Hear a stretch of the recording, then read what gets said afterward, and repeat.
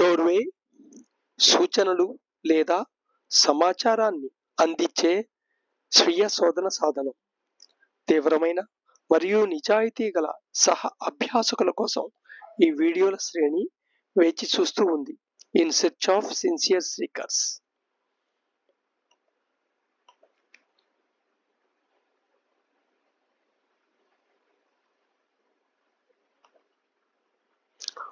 Why world has to be considered illusionary?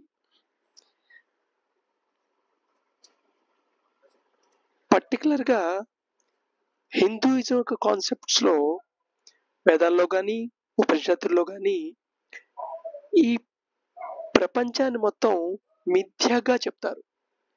ఈ ప్రపంచం అంతా ఒక ఇల్యూజన్, భ్రమ కింద చెప్తారు.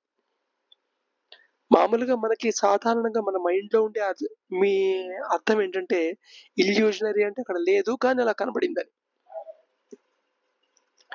కానీ దీన్ని సర్ఫేస్ లెవెల్లో అసలు లేదు అని అర్థం తీసుకొని ప్రపంచం మిథ్యందుకైంది, ఉంది కదా అని వాదించేవాళ్ళు ఉన్నారు. ఇక్కడ అందుకని మనం ఏదైనా ఒక విషయాన్ని ఎక్స్ప్లెయిన్ చేస్తున్నప్పుడు వాడిన పదాల యొక్క మనం అనుకున్న అర్థం ఏమిటి, ఎదుర్కొండవాడు అనుకున్నవాడు అనుకుంటున్న అర్థం ఏమిటి మీద ఆధారపడుతుంది అర్థం చేసుకోవడం అనేది. అలాగే ఎవరి ప్రపంచాన్ని అది మిజరీ అయి ఉండొచ్చు, హ్యాపీ అయి ఉండొచ్చు, బాధాకరమైంది అయి ఉండొచ్చు, లేదా ఆనందకరమైంది అయ్యచ్చు. కానీ ప్రతి వారి ప్రపంచాన్ని వాళ్ళకి వాళ్ళే తయారు చేసుకుంటూ ఉంటారు. అందుకని ప్రపంచంలో ఎంతమంది మనుషులు ఉన్నారో అన్ని స్వీయ ప్రపంచాలు ఉన్నాయి. ఇది స్టేట్మెంట్ వినటానికి అంత క్లారిటీ అనిపించదు. How one self is the maker of world? Let us see.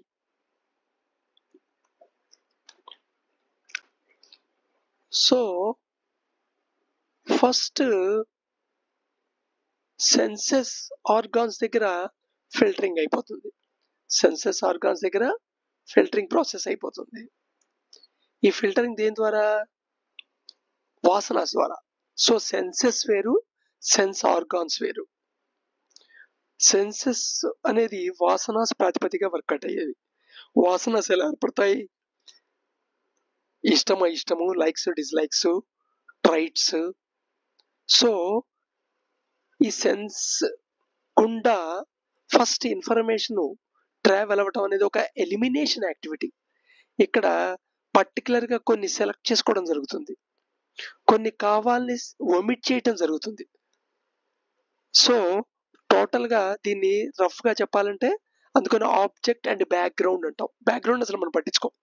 Background that's all. Only object గురించే ఇన్ఫర్మేషన్ తీసుకోవడానికి ప్రయత్నం చేస్తుంటాం. జనరల్గా దీన్ని ఫోకస్ అనే పదం వాడుతుంటారు. బట్ కానీ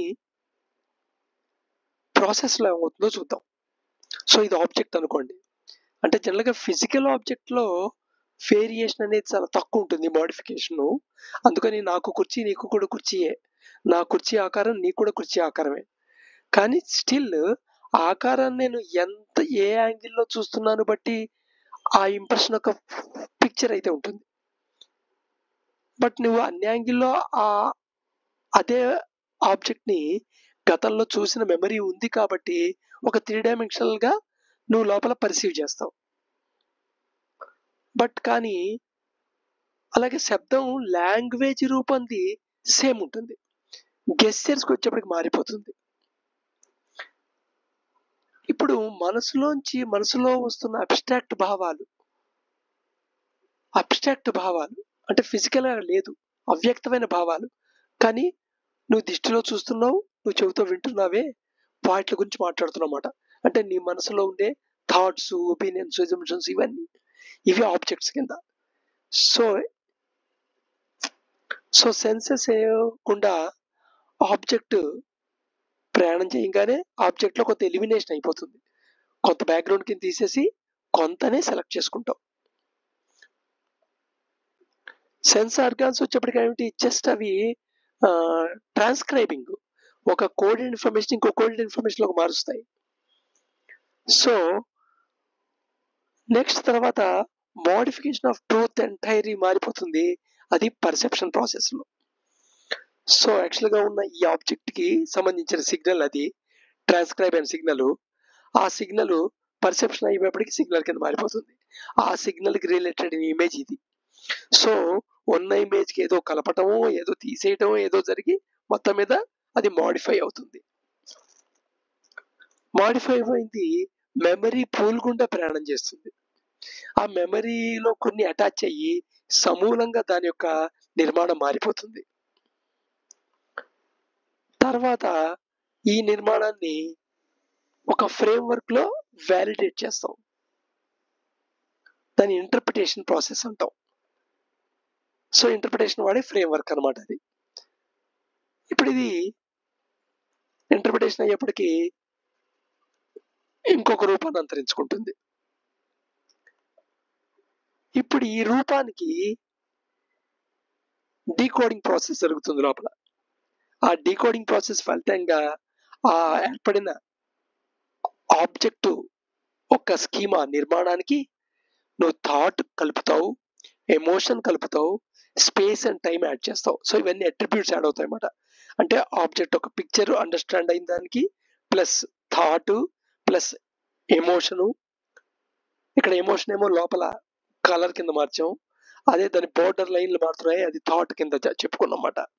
అదే సేమ్ టైం స్పేస్ టైం కూడా యాడ్ అవుతుంది, అది మెమరీలో స్టోర్ అయిపోతుంది. ఈ మెమరీలో స్టోర్ అయిపోయిందే నెక్స్ట్ కన్స్ట్రక్షన్ వాటికి బ్యాక్గ్రౌండ్ కింద పనిచేస్తుంది. ఆ కన్స్ట్రక్షన్ స్ట్రక్చర్ తోనే నువ్వు కొత్త విషయాలు అర్థం చేసుకోవడానికి ప్రయత్నం చేస్తావు.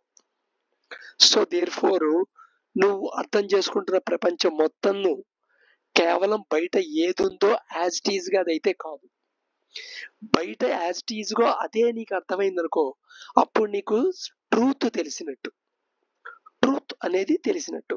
అంతవరకు నువ్వు తెలుసుకుంది ట్రూత్ కాదు, కానీ ఆ ట్రూత్ భాగం కూడా కలిసి దానికి పర్సెప్షన్ వల్ల జరిగిన మోడిఫికేషన్లు, సెలక్షన్ ప్రాసెస్ లో జరిగిన ఎలిమినేషన్లు, ఇంటర్ప్రిటేషన్ లో జరిగిన మోడిఫికేషన్లు, మెమరీ ఎడిషన్లు, దానికి అటాచ్ చేసిన ట్రూత్, దానికి అటాచ్ చేసిన థాట్, దాన్ని సాకింగ్ చేసిన ఎమోషన్లు, నెక్స్ట్ దానికి అట్రిబ్యూట్ చేసిన స్పేస్ టైము పొజిషన్లు.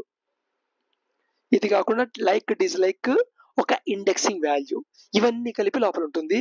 ఇది బిల్డింగ్ బ్లాక్ గా నీకు బేసిక్ స్ట్రక్చర్ కింద పనిచేస్తుంది. దాని ద్వారా ఫర్దర్ గా అర్థం చేసుకోవడానికి ప్రయత్నం చేస్తుంటావు. సో అందుకని ఎవరి ప్రపంచాన్ని వాళ్ళు సృష్టించుకుంటారు. వాళ్ళు పోంగానే వాళ్ళ ఫిజికల్ నుండి వ్యక్త రూపం నుండి అవ్యక్త రూపంకి మారిపోగానే దాన్ని మనం డెత్ అంటామే. ఆ డెత్ జరగగానే వాళ్ళ ప్రపంచం కూడా డిసప్పేర్ అయిపోతుంది. ఫిజికల్ ప్రపంచం ఉంటుంది, కానీ వాళ్ళ మెంటల్ ప్రపంచం డిసప్పేర్ అయిపోతుంది. ఏం మిగిలిపోతుంది? కేవలం వాళ్ళ లైక్స్, డిస్లైక్స్, ద వాసనాస్ డెవలప్ అయినవి, ట్రైట్స్, ఇవి మాత్రమే ఉంటాయి. అందుకని నువ్వు ఏదైతే ఫీల్ అయిపోతున్నావో, నువ్వు ఏదైతే ఎక్స్పీరియన్స్ అయిపోతున్నావో, మెమరీలో ఉంచుకున్నావో, అది ఇల్యూజనా కాదా? ఇల్యూజనే. వాస్తవంకి భిన్నంగా ఉంటే దాన్ని ఏమంటాం? ఇల్యూజన్ అంటాం. ఇప్పుడు ట్రిక్ లైట్లు ఉన్నాయి, ట్రిక్ లైట్ మూవ్ అయిపోతున్నట్టు కనబడుతుంటాయి, కానీ అక్కడ మూవ్ కావట్లే లైట్లు, అది ఇల్యూజన్. వాస్తవం నీకు కనబడుతుంది. సో అందుకని ప్రపంచం ఇల్యూజన్ అంటారన్నమాట. ఇల్యూజన్ అంటే లేదు అని అర్థం కాదు. ఇది అవేర్నెస్ నీకు పెరుగుతున్న కొద్దీ, ఒక్కొక్క స్టేజ్ ఒక అవేర్నెస్ తెలుస్తున్న కొద్దీ, నేను నా సెన్సెస్ ఒక బాండేజ్ ఉంది, అందుకని సెలెక్ట్ చేసుకున్నాను, బట్ ఇదంతా ఉంది అనేది కూడా చూడటం మొదలెడతావు. అంటే ఇన్ఫర్మేషన్ పూర్తిగా లోపలికి వెళ్తుంది.